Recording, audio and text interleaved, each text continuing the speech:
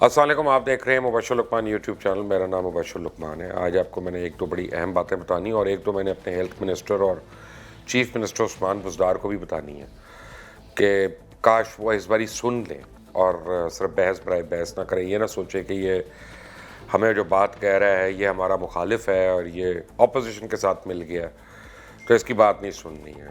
Please ذرا کان اور دل کھول کر سنیے گا، عثمان بزدار بھی اور ظفر صاحب بھی.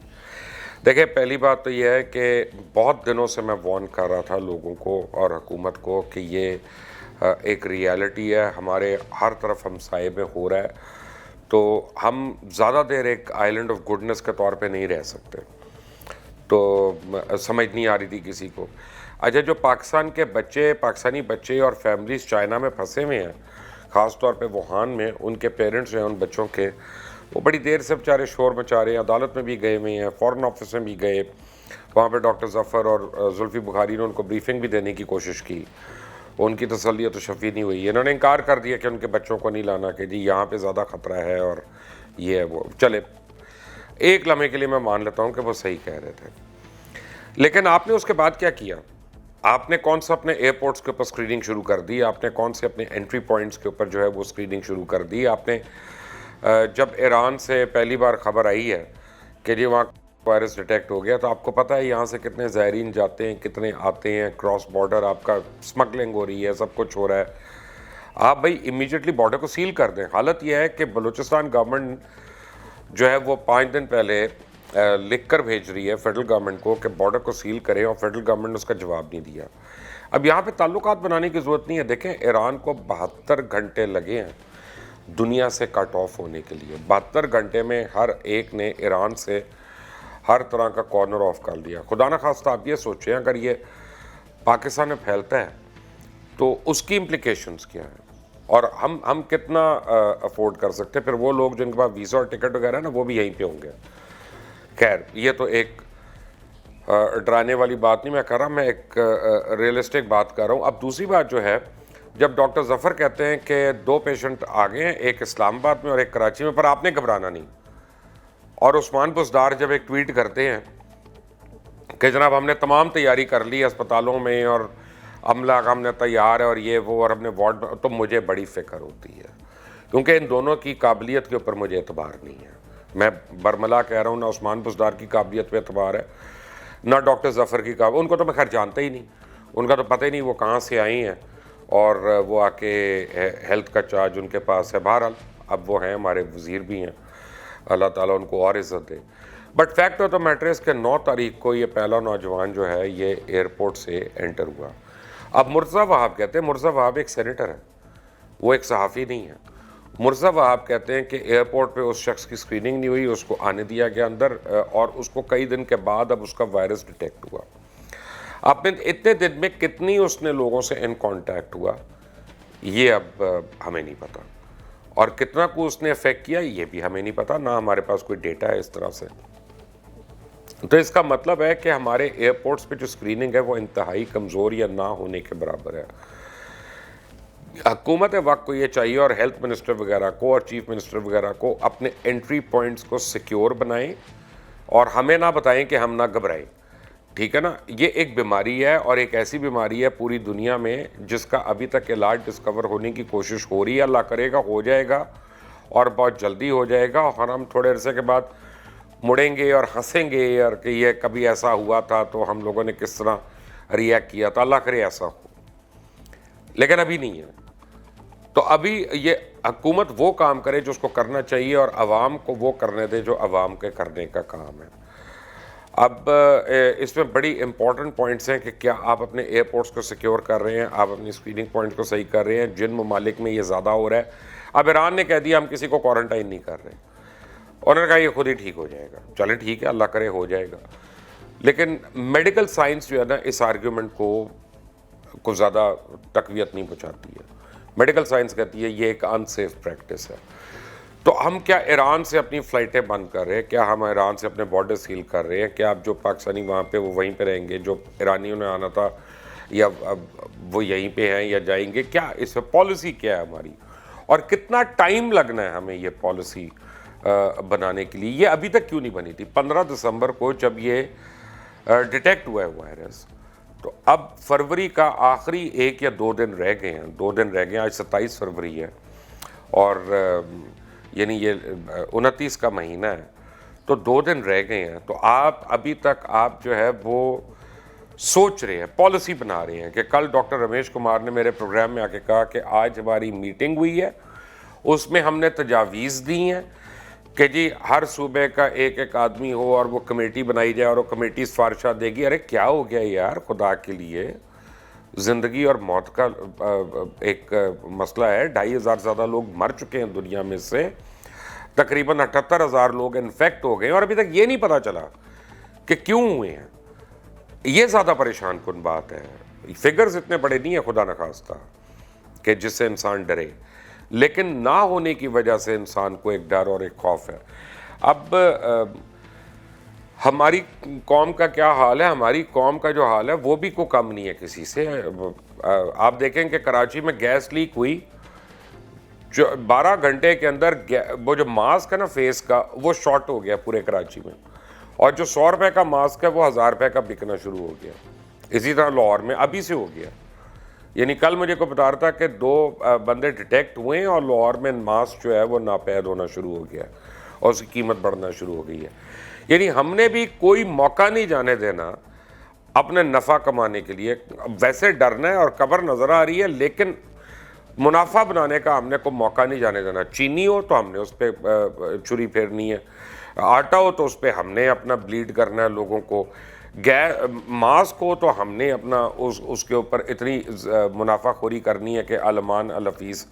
قوم کو بھی چاہیے کہ سدھرے, حکومت کو چاہیے اپنا کام کرے, اور قوم کو چاہیے ذرا اپنے اعمال کو بھی صحیح کرے, جس میں بھی شامل ہوں اور آپ بھی ہیں اور جو بھی دیکھنے والے ہیں وہ بھی ہیں اور جو نہیں دیکھ رہے وہ سب اس میں ہم شامل ہیں, کیونکہ ہمارے ارد گرد یہ ہو رہا ہے. جب ہمارے ارد گرد ہو رہا ہے اور ہم اس پہ آواز نہیں اٹھاتے تو ہم اس کا حصہ بن جاتے ہیں.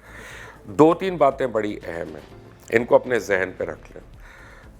وائرس ایک فطری چیز ہے کہ اس کا ایک خوف ہے, فیئر آف دی ان نون ہے, کیونکہ اس کا علاج ابھی تک دریافت نہیں ہوا. لیکن جس طرح سے ماڈرن ورلڈ, جس میں امریکہ ہے, جس میں UK ہے, جس میں چائنا ہے, جس میں جرمنی ہے, جس میں فرانس ہے, جس میں آسٹریلیا ہے, جس میں جاپان ہے, یہ سارے اور ان کے سائنٹسٹ اور فارماسسٹ اور ڈاکٹرز جس طرح سے لگے ہوئے ہیں نا, تو مجھے امید ہے کہ بہت جلد انشاءاللہ یہ اس کا اینٹی ڈوٹ ڈھونڈ لیں گے, علاج نکال لیں گے. 2 باتیں ہمیں بالکل کلیئر ہیں کہ یہ نہیں ہے کہ خدا نخواستہ کو بلیک وارنٹ ہے کہ جی جس کو ہو گیا تو اب وہ تو گیا. نہیں, اللہ رحم کرے, ایسا بالکل نہیں ہے.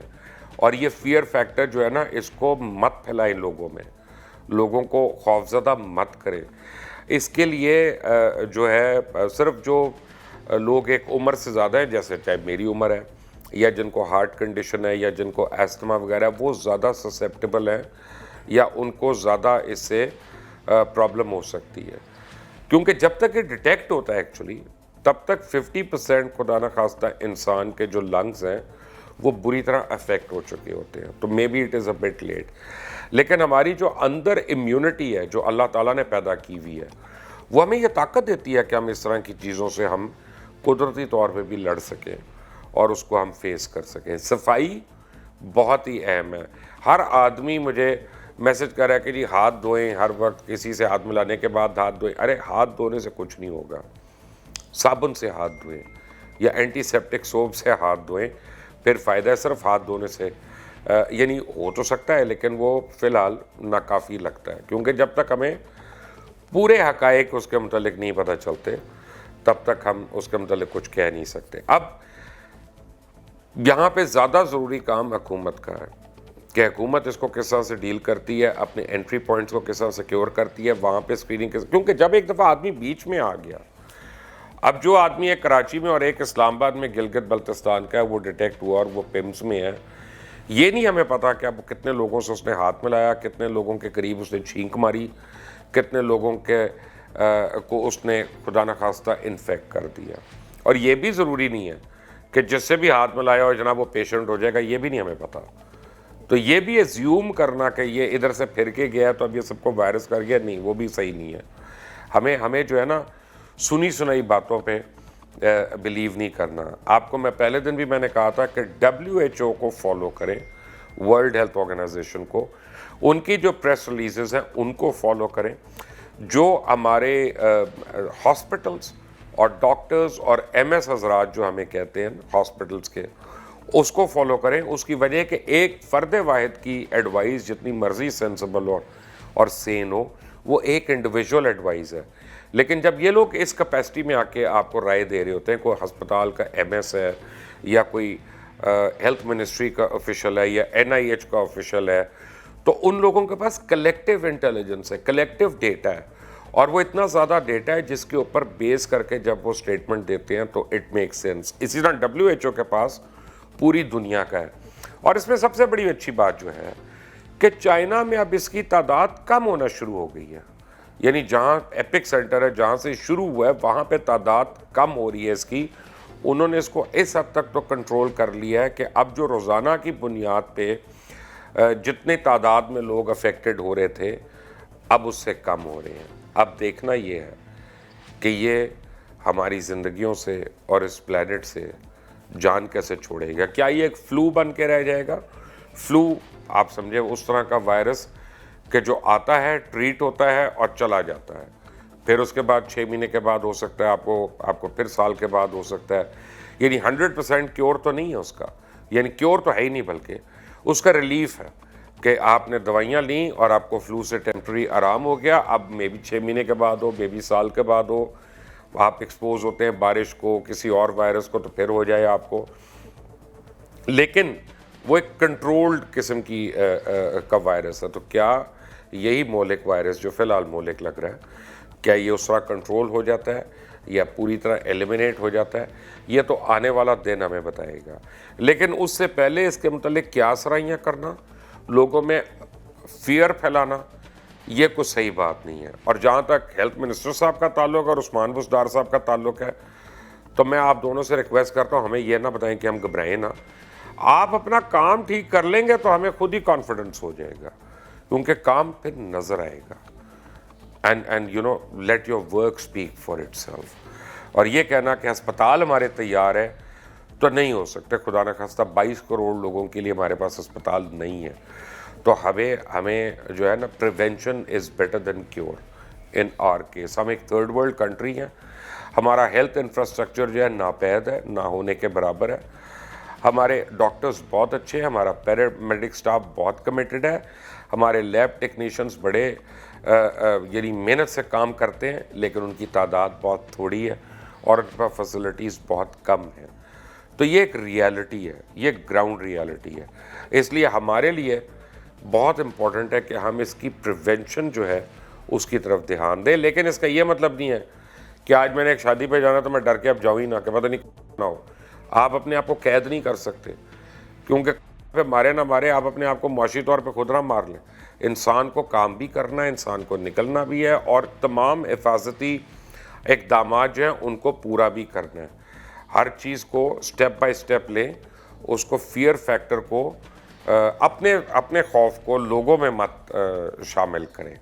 اور یہ ایک بڑی امپورٹنٹ چیز ہے. آئی ہوپ یعنی میں جو کہنا چاہ رہا ہوں وہ کمیونیکیٹ ہو جائے اور آپ کو سمجھ بھی آ جائے. اور اس کے اوپر مزید اپڈیٹس دوں گا. میں ایک ایجوکیشنل ویڈیو بھی اس وائرس کے اوپر بنانے لگا ہوں جو بڑی جلدی میں آپ کو دوں گا. لیکن اس سے پہلے آپ کو یہ چینل سبسکرائب کرنا پڑے گا اور آپ کو بیل آئیکن پریس کرنا پڑے گا تاکہ مزید اپڈیٹس آپ کو بر وقت ملتی رہیں. Thank you for watching Mubashir Luqman YouTube channel. اللہ حافظ.